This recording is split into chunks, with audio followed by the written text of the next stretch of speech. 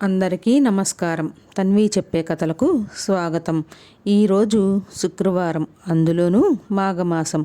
ఈ శుక్రవారం రోజున అమ్మవారికి సంబంధించిన కథను విన్నా, చదివినా, వినిపించినా వారికి అఖండ ఐశ్వర్యం కలుగుతుంది. అమ్మవారి అనుగ్రహం కూడా పుష్కలంగా లభిస్తుంది. వేంగి దేశాన్ని ఏలే కుసుమశ్రేష్ఠి వైశ్యులకు రాజు. ఈ ప్రాంతం విష్ణువర్ధనుడు అధీనంలో ఉండేది. కుసుమశ్రేష్ఠి సుమారు 18 పరగణాలను పెనుగొండను రాజధానిగా చేసుకొని పాలిస్తూ ఉండేవాడు. ఆయన భార్య కుసుమాంబ ఆదర్శ దంపతులుగా మెలిగి ప్రశాంతమైన జీవితం గడిపేవారు. శివుని ఆరాధన వారి దైనందిన జీవితంలో ఒక భాగంగా ఉండేది. వివాహం అయిన చాలా సంవత్సరాలకి కూడా ఆ దంపతులకు సంతానం కలగలేదు. రాజ్యానికి వారసులు లేక వారు చింతించేవారు. ఎన్ని ప్రార్థనలు చేసినా, నోములు నోచినా వారి కోరిక మాత్రం తీరలేదు. అప్పుడు వారు తమ కులగురువు అయిన భాస్కరాచార్యులను సంప్రదించగా వారికి దశరథుడు చేసిన పుత్ర కామేష్టి యాగాన్ని చేయమని చెప్పారు. ఒక పవిత్ర కాలంలో వారు ఆ యాగాన్ని తలిపెట్టారు. దేవతలు అనుగ్రహించి యజ్ఞఫలాన్ని ప్రసాదించి దాన్ని ఆరగిస్తే సంతాన ప్రాప్తి కలుగుతుంది అని చెప్పారు. భక్తి శ్రద్ధలతో దాన్ని ఆరగించిన కొన్ని దినాలకే కుసుమాంబ గర్భవతి అయినది. ఆమె గర్భవతిగా ఉండగా అనేక అసాధారణ కోరికలు వ్యక్తపరిచేది. ఇది ఆమె భవిష్యత్తులో జనుల బాగోగుల కోసం పాటుపడే ఉత్తమ సంతానానికి జన్మిస్తుంది అనుటకు సంకేతం. వసంతకాలంలో సర్వత్రా ఆనందాలు నెలకొన్న వేళ వైశాఖ శుద్ధ దశమి శుక్రవారం ఉత్తర నక్షత్రం కన్యారాశిలో కుసుమాంబ కవల పిల్లలకు జన్మ ఇచ్చింది. వారిలో ఒకరు ఆడపిల్ల, మరొకరు మగపిల్లవాడు. అబ్బాయికి విరూపాక్ష అని, అమ్మాయికి వాసవాంబ అని నామకరణం చేశారు.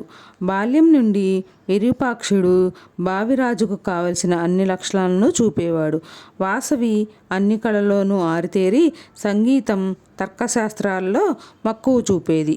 భాస్కరాచార్యుల శిక్షణలో విరూపాక్షుడు వేదాల్ని అభ్యసించాడు.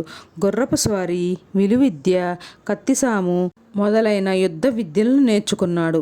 వాసవి అన్ని కళలను, తర్కశాస్త్రాలను అభ్యసించి తెలివైన అమ్మాయిగా పేరు తెచ్చుకుంది.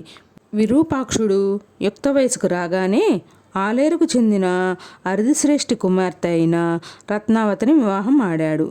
వివాహానికి విచ్చేసిన అతిథులందరూ త్వరలో వాసవి వివాహం కూడా ఇంత వైభవంగా జరుగుతుంది అని భావించారు.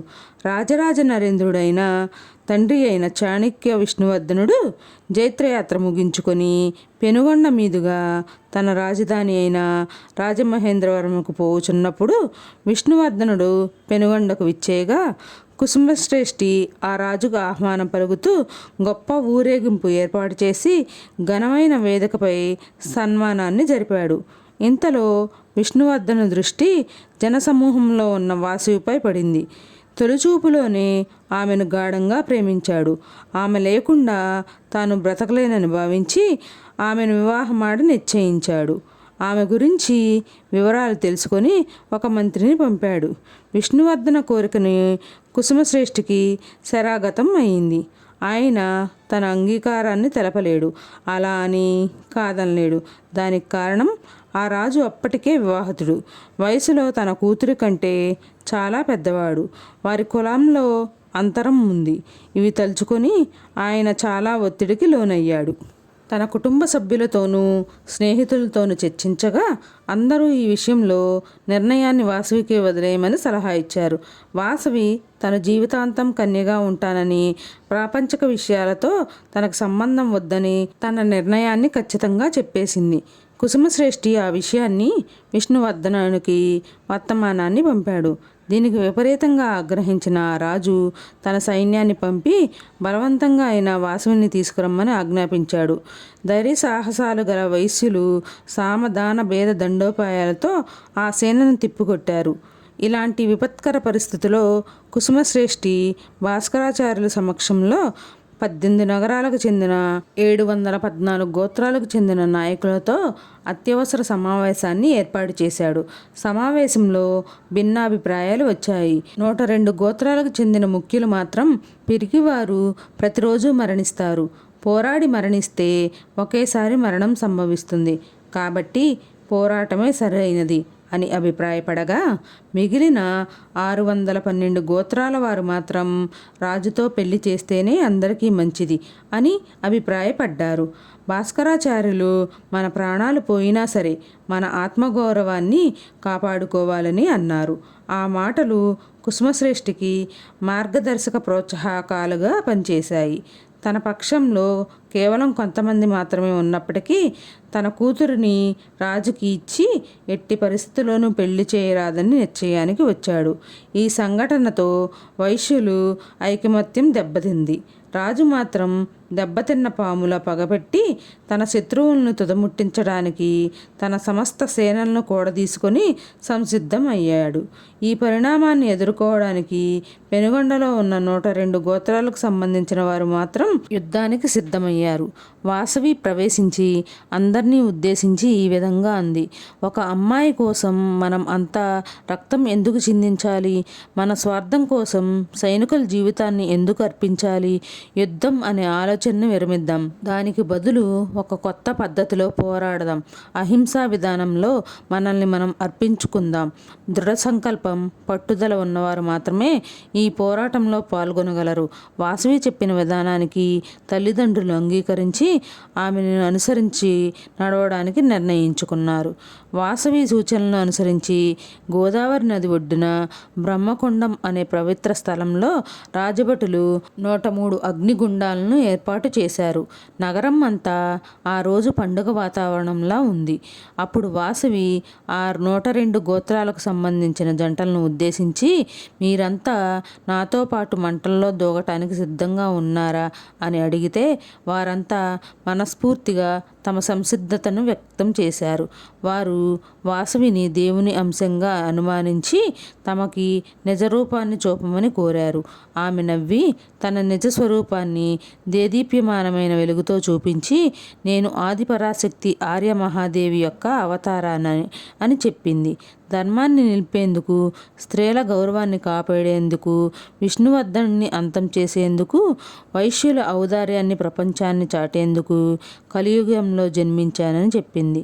సతీదేవి తనకు జరిగిన అవమానానికి ప్రతిగా చితిమంటంలో దూకినట్టుగానే నేను కూడా అగ్నిలోకి దూకి పుణ్యలోకాన్ని చేరుకుంటాను అని చెప్పింది. కుసుమశ్రేష్ఠి గత జన్మలో సమాధి అనబడే గొప్ప ముని. ఆయన తన 102 గోత్రాలకు చెందిన బంధువులతో సహా మోక్షాన్ని కోరాడు. అందుకే మీ అందరినీ కూడా ఆత్మ బలిదానానికి పురికొల్పాను అని అంది. ఆమె అక్కడ చేరిన వారికి దేశభక్తి, నిజాయితీ, సమాజ సేవ, సహనం మొదలగు వాటిని గురించి వివరించింది. ఆమె నోటి నుండి పవిత్ర వాక్కులు వెలువడగానే దేవి మానవ రూపంలో ప్రత్యక్షమైంది. అప్పుడు వాళ్ళంతా తమ ఇష్టదైవాలను తలుచుకొని అగ్నిగుండంలో దూకారు. విష్ణువర్ధనుడికి దుస్సకునాలు ఎదురైనప్పటికీ తన సేనతో పెనుగండ పొలిమేరల్లో ప్రవేశించాడు. అప్పుడు చారులు అప్పటి వరకు జరిగిందంతా రాజుకు చెప్పారు. ఆ నిజాన్ని విని హృదయం ముక్కలైంది. రక్తం కక్కుకొని అక్కడికక్కడే మరణించాడు. వాసవి చేసిన ఆత్మత్యాగం, విష్ణువర్ధనుడి మరణం గురించి పట్టణం అంతా మార్మోగింది. విష్ణువర్ధనుడి చర్యలను ఖండించి ఒక నూతన శకానికి నాంది పలికిన వాసవి ఆమె అనుచరులను కొనియాడారు. ఈ సంఘటన తెలుసుకున్న విష్ణువర్ధన కుమారుడు రాజరాజ నరేంద్రుడు హుటాహుటిన పెనుగొండ పట్టణాన్ని చేరుకొని విలపించాడు. ఆ తర్వాత విరూపాక్షుడు అతన్ని ఈ విధంగా ఓదార్చాడు. సోదరా, గతం నేర్పిన అనుభవాలు పాఠంగా భవిష్యత్తును నిర్మించుకుందాం. మహా రక్తపాతం జరగకుండా వాసవి మన అందరినీ రక్షించింది. ఆమె అహింసా సిద్ధాంతం ఉత్తమ ఫలితాలని ఇచ్చింది. ఆ తర్వాత విరూపాక్షుడు భాస్కరాచార్యులు చెప్పిన విధంగా కాశీ, గయ వంటి అనేక పుణ్యక్షేత్రాలను దర్శించాడు.